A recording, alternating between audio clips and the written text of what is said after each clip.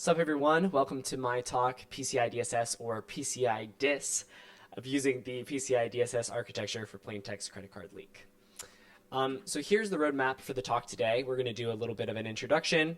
We're going to talk about what PCI DSS is. We're going to talk about PostMessages and how that relates to PCI DSS. And then I'm going to talk a little bit about how I've exploited some of these techniques inside of Bug Bounty. So my name is Justin Gardner, aka Rhino Raider. I'm a full-time bug bounty hunter, and I also have a little bit of a scratchy throat today, so I'm going to get some water. Yeah, so like I said, I'm a full-time bug bounty hunter.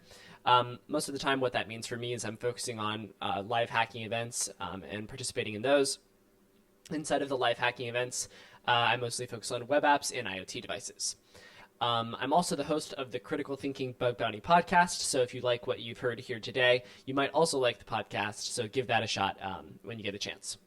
I also live in Richmond, Virginia, and am the HackerOne ambassador for that sort of region, so if you're in the Richmond, DC area, shoot me a DM, and I'll get you hooked up into that group, and that'll allow you to access some of the events that we throw in the area.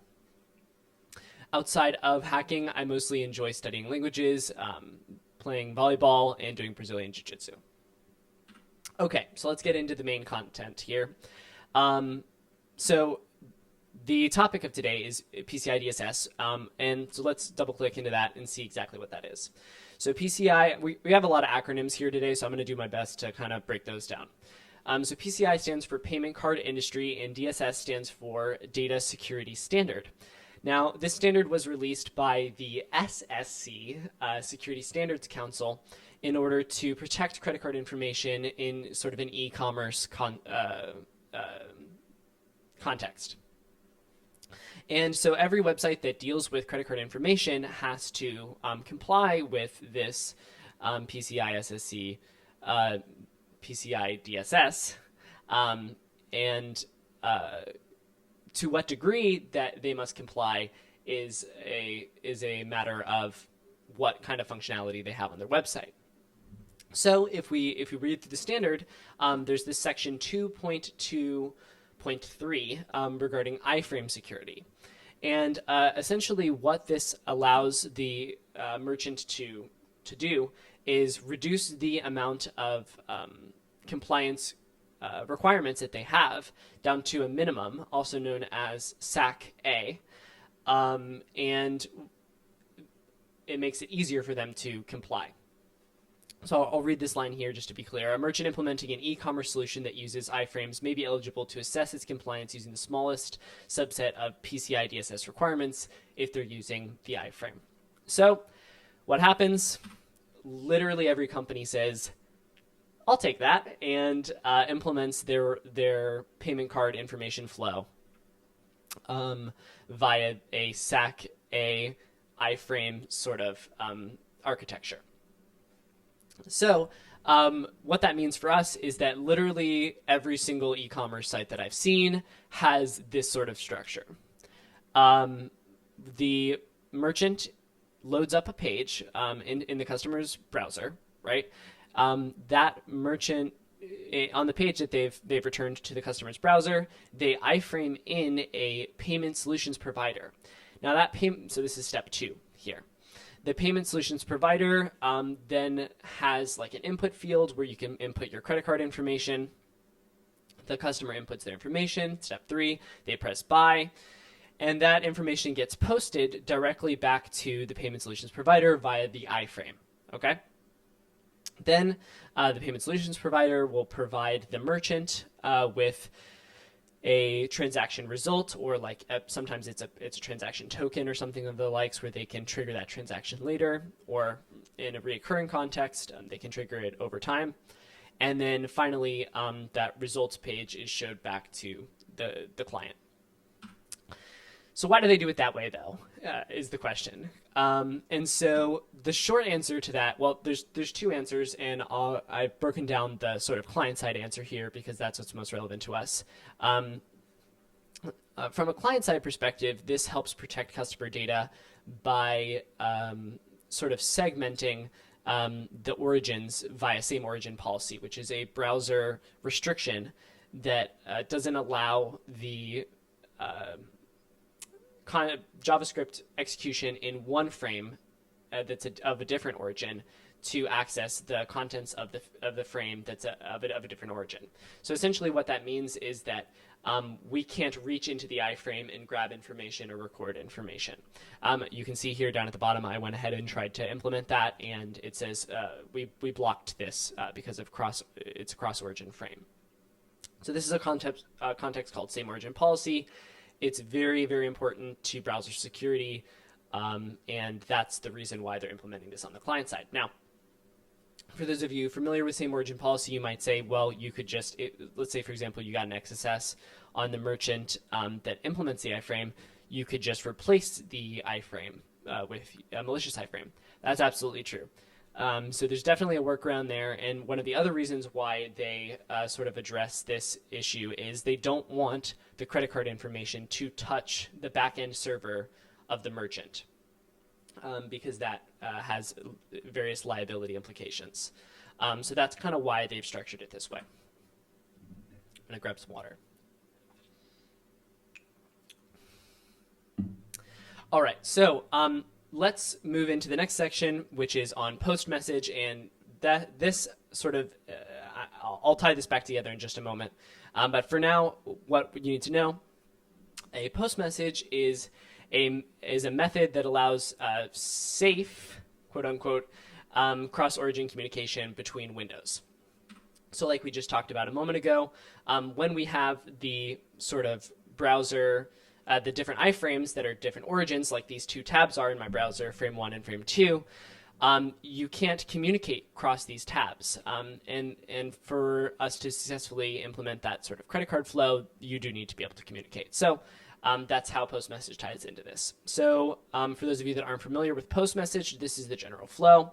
One page will send a PostMessage using sort of a window reference plus the PostMessage attribute or function of that. And they'll send a message. And then that message will be received by a event listener on the client side. And that will trigger a callback function, which will allow them to process that message. So some of you might be saying, hey, where do I find this tab variable, Justin, that's being used there? And that's what's called a window reference. And in order to understand that better, I would really recommend this awesome article by Daniel Brain, very apt name, Daniel Brain, called Every Known Way to Get References to Windows in JavaScript. This allows you to determine all the possible ways that you can get access to that tab variable that I mentioned. It is very helpful for exploiting these types of bugs. So bringing it back to our example with within sort of the PCI flow here, what ends up happening is that these merchants need to communicate with that iframe to set things like styles and to tell the user that they've submitted buttons, press the submit button and stuff like that. So some sort of cross-origin communication is necessary, and that's where the iframes come in. So, I'm sorry, that's where the post messages come in. And so you can see here we are able to actually send a post message cross-origin using the frames 1 variable, which is one of the ways to get a window reference inside of JavaScript. And we can see that that post message was sent successfully. Now, you might ask, you might say, whoa there, friend, what is that handy thing you've got there? Where it sort of logs this post message. Well, whoa, it's Franz Rosen, and it's his tool called the Post Message Tracker. This is a great tool. I use this all the time. It's pretty much the only tool out there for sort of proxying post message interactions. Yeah, I copied some of the README over to this slide because I just wanted to show that, once again, Franz is 5 years ahead of me on these sort of things. So props to him. This tool is extremely useful and something everyone should have installed in their browser. Okay, so yeah, we need to speed up a little bit here. So yes, let's talk about how to find these post-message listeners so that you can know how to exploit them. I'm going to give you 3 methods for that. One is you're going to open up DevTools, and you're going to go to the Elements tab, and you're going to go to the Events Listener sub-tab on the right side, and you're going to click the Message dropdown. This will show some places where post-message listeners have been defined, and you can click the JavaScript references inside of those and sort of investigate that further. The second method is once again via DevTools, and this time you go to Sources and you go to the Global Listeners section on the right-hand side, and from there you're going to click the Message dropdown as well. You'll see some other listeners in here. Now, just one thing that kind of trips people up sometimes, and I think a lot of people miss, this global listeners section is dependent on what thread you've selected in DevTools. So always when you're trying to enumerate the post-message listeners, you want to make sure you click through all of the threads to make sure that all of the frames that are opened up in a different thread in the browser, that the post-message listeners registered inside of those are also displayed. So that's something that I think probably has made, I know it made me miss a lot of bugs, and I think probably a lot of people have missed bugs because of this as well. Okay, so the last way, which is one of the most, I think, reliable ways to find sort of what functions are using the post messages, is actually just installing Franz's cool little tracker thing and then seeing what post messages, kind of pop through your flow, and then just searching for those using the DevTools global search, and then sort of clicking into the JavaScript files and figuring out how exactly that post message listener is being defined and how that post message is being generated. Yeah. So now next we'll talk about how to interact with these post message listeners. And before we go into that section, I just wanted to say this post message listeners functionality, it's really helpful for you to think of it, I think, as an API. It's a tab to tab API. You can call functions, you can trigger code, and so I want you to think of it as like a client side API. Because I think that will make a lot more sense to sort of web-based bug bounty hunters. Okay, so I just wanted to add this little section just to show you how easy it is to interact with the post-message listeners. We kind of already covered this, but you can see here that normally when I'm kind of playing around with this and trying to get it to work the first time, I literally just open up a new tab, and then I just put in define a variable, set it to my target, like that, and then I just sort of send the post message, and you can see that post message was received on the client side of the other tab, and using that you can kind of just copy and paste stuff from the post message tracker into your post message, and it'll allow you to interact. Now you can see the first parameter of the post message call there is a string. You can also pass in a JSON object, but for some reason a lot of times they like to pass in a JSON object stringified, which doesn't make a bunch of sense to me, but just note that if you see a J in front of the output from post message tracker there, then that's an actual object rather than a string, and otherwise it's a string. Okay. So these are some of the ways that you can interact with the post message listeners. Now, I wanted to also mention here that we can traverse various types of frame relationships cross origin. So even though I'm not on the same origin as target.com, I can still send a message to a child iframe of that website. So you can see here that that target.com is represented by the green square, or the gray square on the right, and that inside that tab there's a child iframe, and I'm able to access that by sending a message directly to that child iframe. And this sort of concept is extensible as well, and you can do this to multiple levels. So in this scenario, you can see that I've sent a post message directly to the fourth frame. The counters start with 0, as they do in most programming languages, and sent that to a child frame of the sent that to the tab's fourth iframe's child frame. And this becomes helpful when you've got multiple layers of iframes, which you normally do in this sort of PCI DSS compliant iframe setup. Okay, so before we get into the actual sort of vulns portion of this, I want to just kind of give you some high-level overviews on what you should be looking for. A lot of times you'll be able to find leaked information via these post messages. A lot of times they'll actually just reply directly to your post message. So you can send a post message and it'll say, oh, sure, here's the information you're looking for. A lot of times you'll also see XSS, which is cool. That will allow you to just sort of hijack the whole page. And then the other one that I wanted to mention was execution flow hijacking, which this can kind of be interesting from a business logic perspective because you can essentially make the application skip through states, which is pretty cool. And you can have it sort of revert back to other states and maybe reset the whole process and redefine some pivotal variables, as we'll see later on. And all of this is because bad or lacking event origin checks, which is how you would fix this issue. So when a post message comes through, there's an origin that you can check associated with that message. And either people don't check that, or they do check it and they check it in an unsafe way, which I've kind of defined for you here. This is the classic .regex mistake for a domain.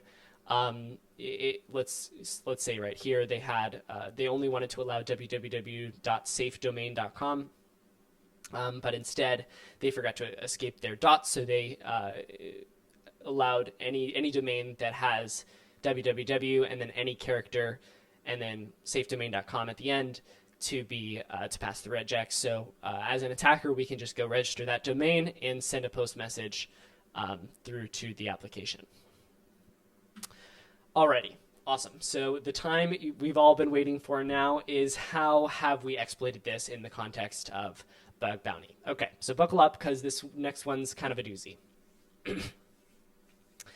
Okay, so this was a PayPal-based CSS injection, which resulted in credit card leakage. And this is the sort of graph of communications for this sort of thing, and it's a very long exploit, and I probably spent 20 hours coding this up. So to give you the TLDR of it, when the victim tab would load up, so let's say this is from, let me start from the beginning here. This attack starts from a malicious influencer or when a person clicks a link from a malicious website.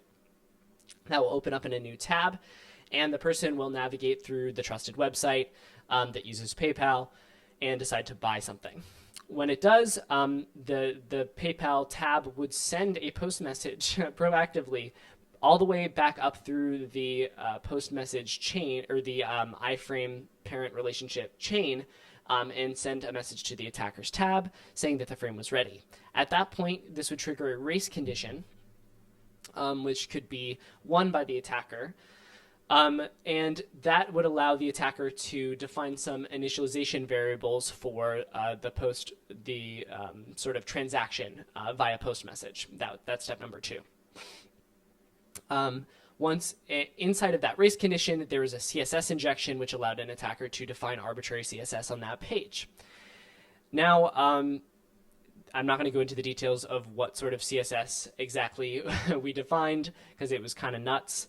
But essentially what that allowed us to do is define some custom fonts that would call back to a key logging server and exfiltrate the characters that were typed. So when a user inputted a character, the victim tab would send a input event back to the attacker tab.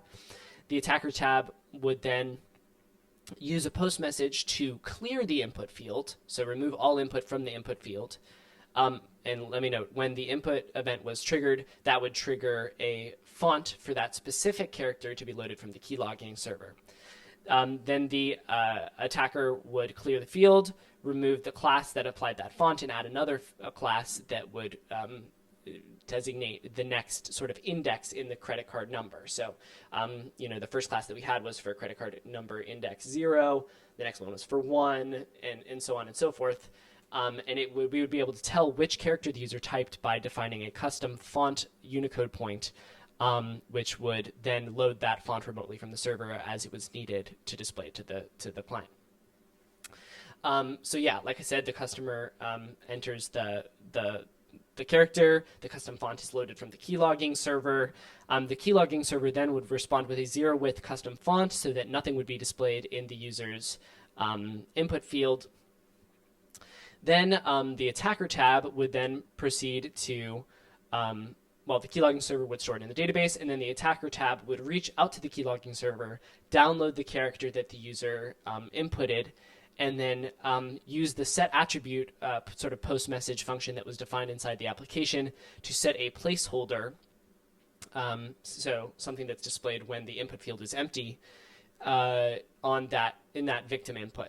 Now, you'd imagine that there would be some lag on this, and there is, but it's very minimal. And so I'll show you in this next video. Hopefully this will load properly here. You can see I'm inputting the characters here, and you can see there is a little bit of a lag and that my cursor was kind of pushed to the left. But mostly it's pretty consistent, and you can see that credit card number was exfiltrated to the attacker tab. So the bounty for this one was 5 figures, and was a great payout from PayPal, so I'm appreciative to their team.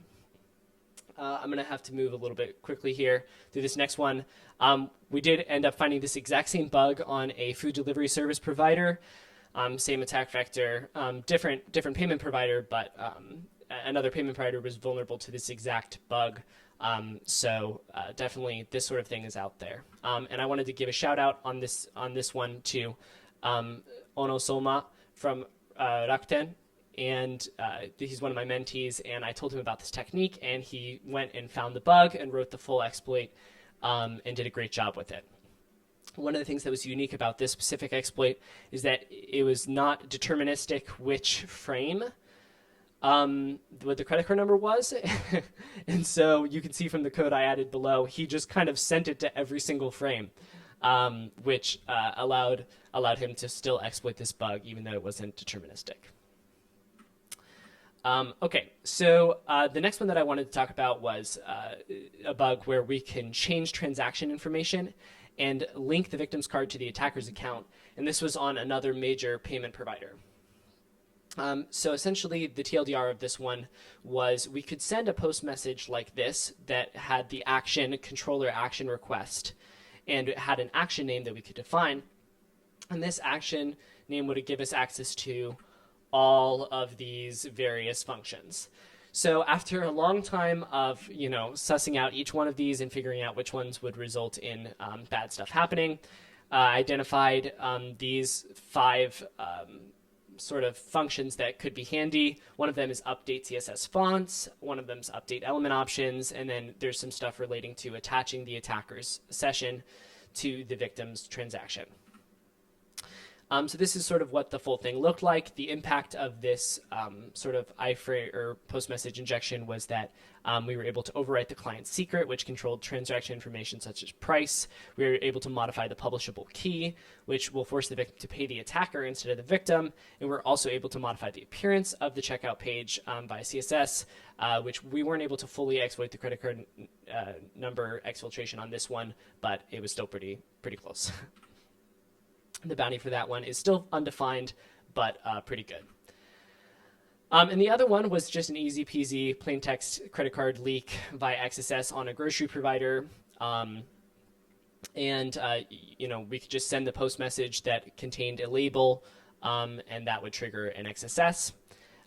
So the attacker would send it to the specific field on the victim tab, and then it would do like a document.write with the account number, and then we were able to hijack that specific iframe and revert it to an attacker-controlled one, so when they inputted the credit card information, we could exfiltrate that. And the bounty for this one was, nope, Franz got to it an hour before me, or maybe it was like 2 or 3 hours before, but it was kind of a pain in the butt, and I didn't get any bounty for this one.